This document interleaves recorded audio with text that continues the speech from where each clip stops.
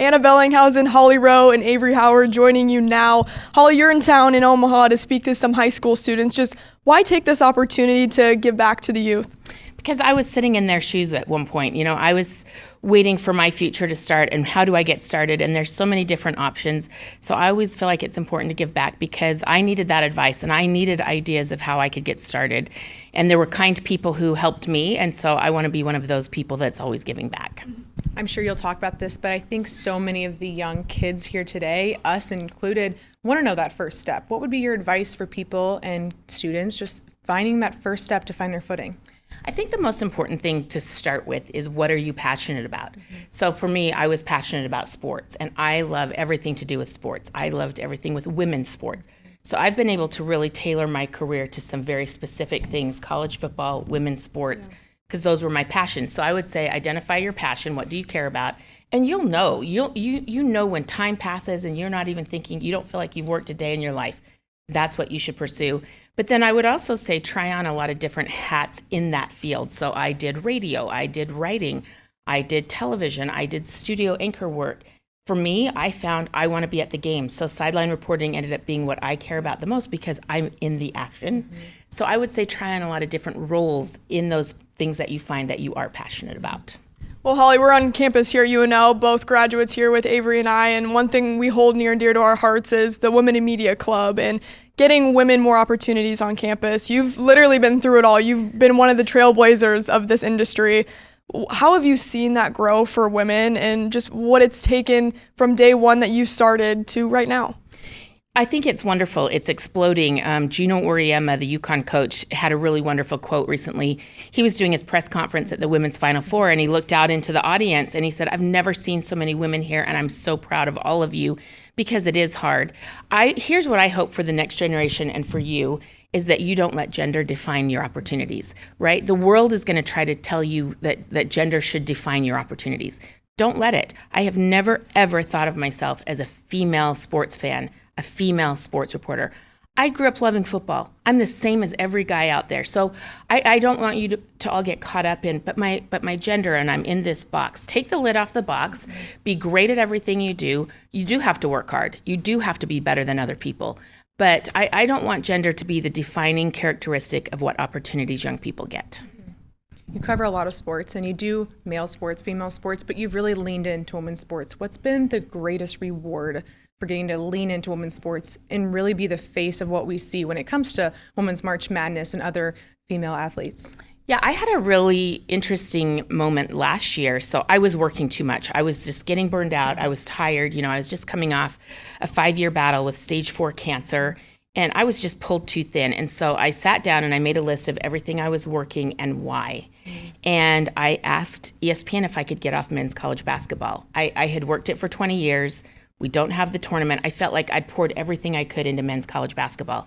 I was more passionate about the women, so I asked off. I'm pretty sure that's never happened in the history of sports for someone to get off a men's sport.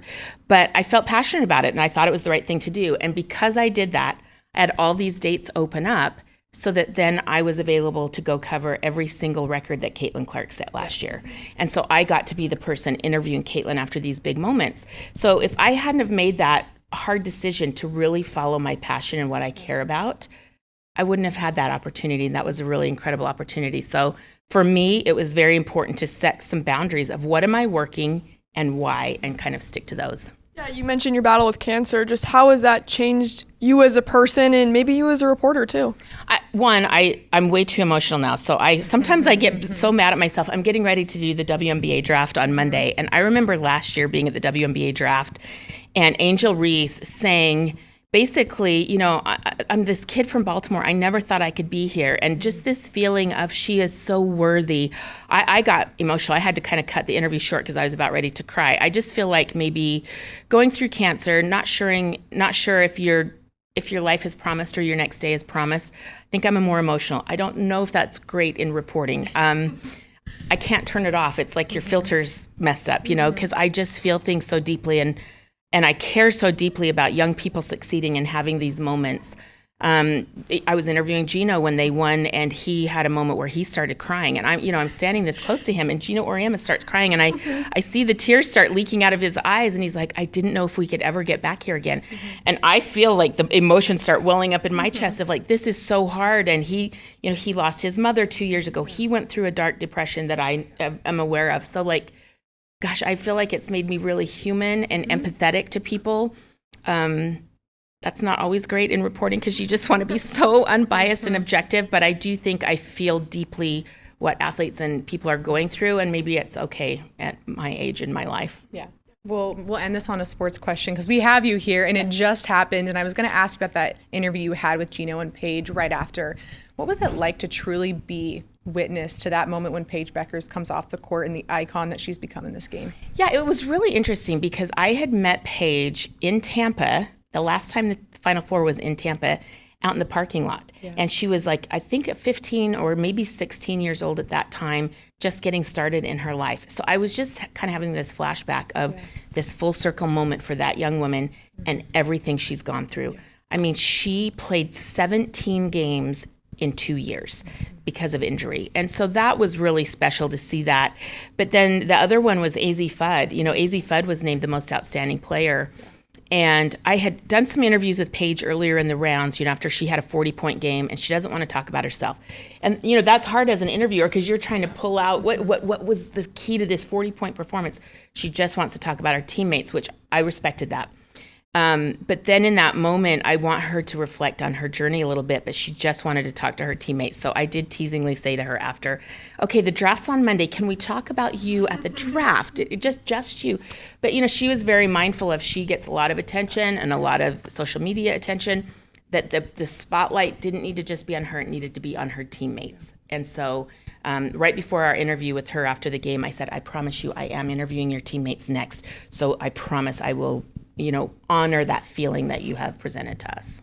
Well, Holly, we just want to say thank you for everything you've done for women in this industry in general, and especially uplifting women's sports and basketball. You've shined such a spotlight on them, and we truly do appreciate your time here. Well, thanks for having me. Omaha is a great sports market. I have worked here many a day, particularly around women's volleyball, so I'm so excited for you all in this community. Volleyball continues to be such a huge deal, basketball as well, so keep going. You've got a lot of opportunities. Thank you so much. Thanks.